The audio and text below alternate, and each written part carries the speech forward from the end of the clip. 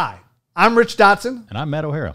We're the founders of DynastyNerds.com. And today, Matt, we're here to talk about the Dynasty Fantasy Football receiver. Absolutely love them. You think it's important? Very important. Youth, pretty good?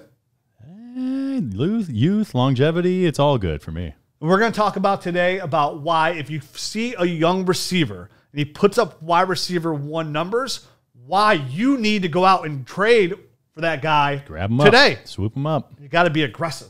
Absolutely. Be aggressive. That's right. Got to put those gloves on and go out there and get them. So today, let's get into it. Let's talk about why you should go out there today and get as many young Dynasty Fantasy Football receivers as you can get. Do it.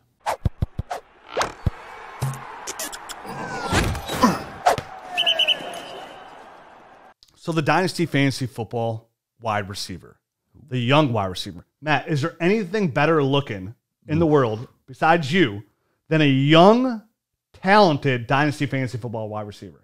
No, they're my love right Look there. at this guy. Look at this guy. I look great.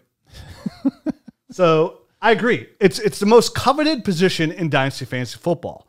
Why do we want the young, talented Dynasty Fantasy Football receiver, Matt? Is because they offer the best return on your investment, the biggest bang for your buck, per se. Yeah, I mean, it's obviously, we've had discussions about running backs and how they are short-term assets. Wide receivers, I think, they fall into the exact opposite category. These are the guys that you plug, you draft them or you trade for them, and they're long-term assets that stay on your team, and they're good. They're good for multiple wide receiver one seasons, but then even to extrapolate it even further, they're really good as wide receiver twos as well. So, and wide receiver twos are important. It's Absolutely. Like when we talk about wide receiver three, some people are like, oh, he's just a wide receiver three.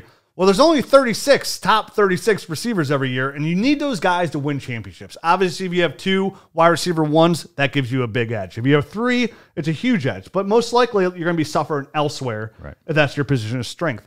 We did talk about on another episode, if you want to check that out, the Dynasty Fantasy Football running back and why you should always be selling. Here we're talking about the young Dynasty Fantasy Football receiver and why you should be overly aggressive in going out to get that player. Once you see a receiver who's, say, under the age of 27, have a wide receiver one season, you should be very aggressive to go out there and get him. If he's at 25 or younger, you should even be more aggressive out there and try to acquire the Dynasty Fantasy Football receiver because it's going to give the best return on your investment. What may seem like an overpay today is going to be a vast underpay tomorrow on the young receiver. And we have some data here to back that up. So a guy like Justin Jefferson, for example, who's only 21 years old and came in and had a top 10 finish already as a wide receiver one. Matt, what are the odds that he's going to help people's dynasty teams for the next 9 years? All right, so here are some of the numbers. Obviously, when we discuss the running backs, we hit on the one-year wonders. So I want to at least put those numbers out there. If you've done the wide receiver one numbers once, the chances of you being one and done is 22%. So that's less than the running backs that were at 25%. There's 30 of the running backs and only 27 here at the wide receiver of just being one and done. So those aren't, the numbers aren't that crazy off or anything like that. But it's, and really when you look at the wide receiver one numbers against the running back one numbers, it's not that crazy of a disparity. So if you go two or more, there was 29 players that did it twice or more for 24% versus the running backs, which were at 27%. So there's actually a better shot at the running backs doing it two or more times. But it's when you get to the three or more, it's at 15% for wide receivers and 14% at the running backs.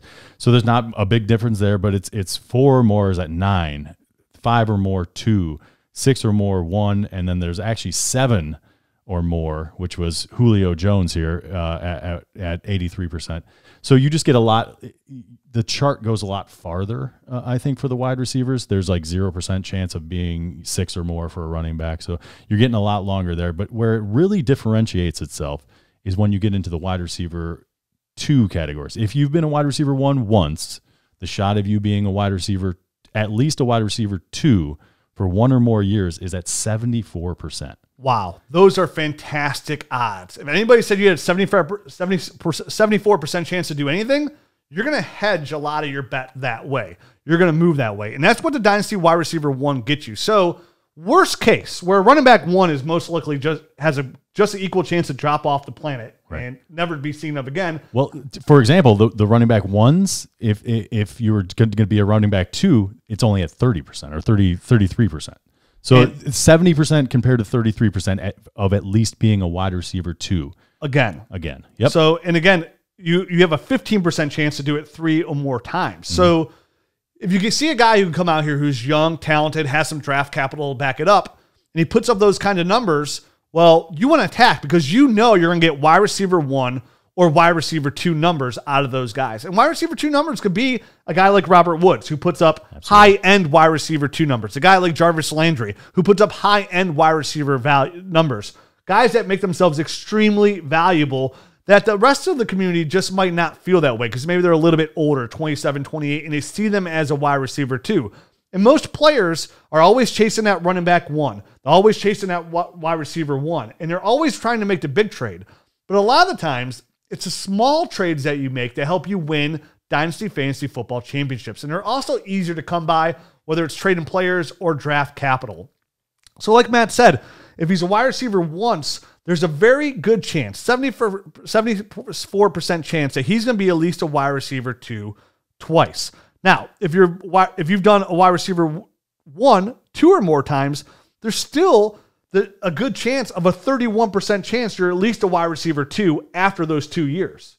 There's a 31% chance that you do it 2 more times. If you've done it twice as a wide receiver 1, there's a 31% chance you'll do it twice, at least twice, as a wide receiver 2.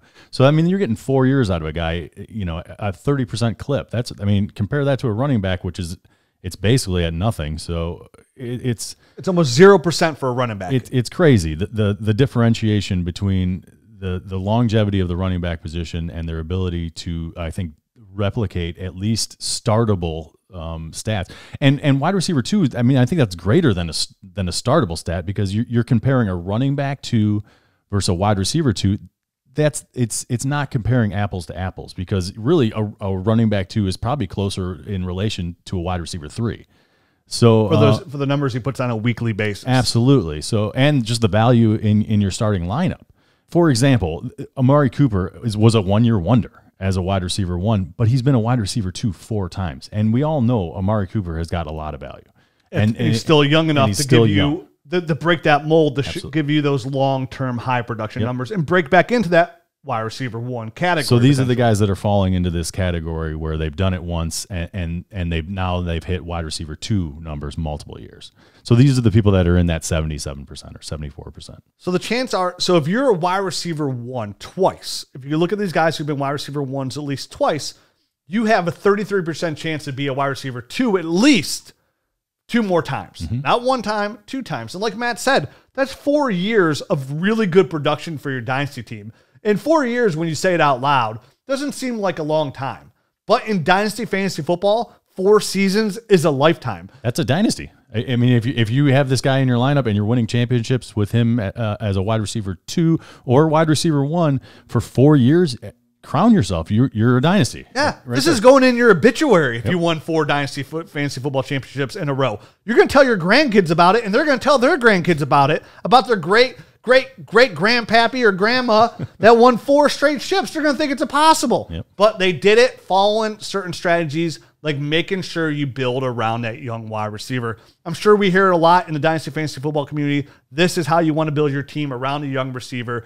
All the historical data shows you that as well. It shows you why the running back should be the most fluid position on your roster, and you should be overly aggressive grabbing these young guys for that long-term return. Because remember, once you fill out that position, like a long-term quarterback or a long-term receiver, and you can build your roster around A.J. Brown, Justin Jefferson, and maybe an up-and-coming guy like CeeDee Lamb, right? Or even if you have a guy like DK Metcalf. And when you're talking about that, you're talking about startup drafts, or you're talking about rebuild situations where you're blowing it up and building back up from the ground. Basically, you make these your priority. You're drafting wide receivers first, you're drafting quarterbacks first, and you're drafting tight ends, and you're leaving the running back position almost almost unfilled until the end. You're kind of patching it together like Mad Libs. They'll fill that in later with an exciting guy or exciting word. Exactly, and that's how you build a successful dynasty roster, in my opinion. And I've done it several times on both ways.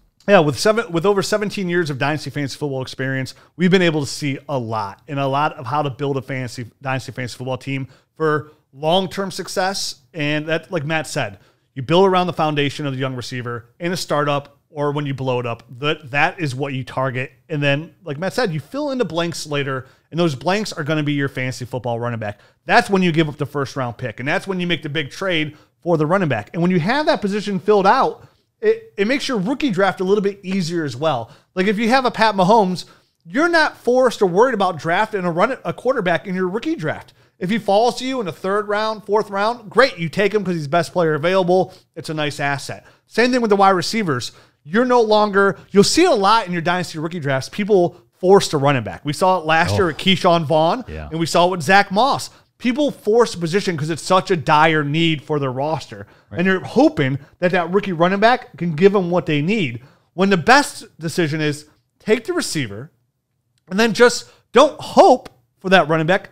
Just trade for that running back and let it be a short-lived commodity. Trade for guys later like J.D. McKissick. Trade for a guy like David Montgomery. But make sure you grab a good foundation for your team of the young receiver. And don't be afraid to like flip guys. Like they're starting to get up there. A guy like Michael Thomas, Devontae Adams, and DeAndre Hopkins, who, yes, are the elite of the elite, but don't be afraid to get younger and watch those guys turn into the elite of the elite. Right. Guys like A.J. Brown, DK Metcalf, Justin Jefferson. And make sure you keep your eyes on guys that are now still young, like the Ayuks, or guys who have not done anything yet, like Michael Pittman Jr., That's perfect. Denzel Mims, Brian Edwards, and Henry Ruggs for the Las Vegas Raiders, who have yet to produce high numbers, which make them attainable.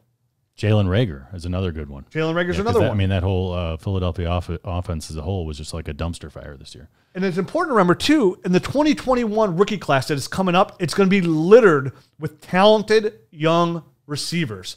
And you want to grab those guys because not only that, there'll be good trade commodities down the later that get that running back that you will need. It's why you always take the best player available in rookie drafts. And when you need a running back, sometimes you'll force that situation when the best value to be had is a receiver because the odds and the numbers show that is where the long-term success can be had. Absolutely, man. You couldn't have said it better. Don't force it. Don't force it. Yep. No, that's it. Don't put a circle in a block. Doesn't work. So just make sure that's the foundation of your dynasty team. What we believe here at Dynasty Nerds is that should be the foundation of your dynasty fantasy football team as well. Draft the young receivers, trade for the young receivers, go all in. What may seem like an overpay today could be a draft underpay tomorrow. So guys right now, all the guys we mentioned, the Justin Jeffersons, DK Metcalfs, and A.J. Browns, don't be afraid to be over-aggressive, and don't be afraid for your league mates to say, wow, you gave up a lot during that trade, because it could be worth it. And look for guys that you think, it doesn't have to be those guys that you believe in. Maybe it's a guy like Deebo Samuel. Guys that you believe in from the rookie process and scouting process the last couple of years that can give you those kind of numbers. And it's not too late for late breakout guys like even Corey Davis at 25 years old could enter this category as well. Absolutely. Rare fourth-year breakout. Yep. So be aggressive, get them, acquire as many young, talented receivers as possible, and keep that situation fluid so you can win many Dynasty Fantasy Football championships. Make sure you check out all this information that we have here on the Dynasty Nerds podcast. We'll be diving into this for a hour-long video podcast, essentially, breaking this down even more in depth. You can find all our information on dynastynerds.com. Check out the Dynasty Nerds podcast. And, of course, we have the Dynasty GM tool on dynastynerds.com, which is the greatest Dynasty tool in the world. Trade calculator. It's definitely worth a look. And it's free to use on dynastynerds.com. So check it all out. Become a member of the Nerd Herd today. Make sure you like, subscribe, hit that notifications button so you get all this Dynasty content in the offseason. Here, it's below me. It's down here somewhere. What just hit it. You think you're above the notifications button, Matt? You're better? I am a little bit above them right now. He is a little bit above them right now. Thanks for watching. We'll talk to you soon. See you later, guys.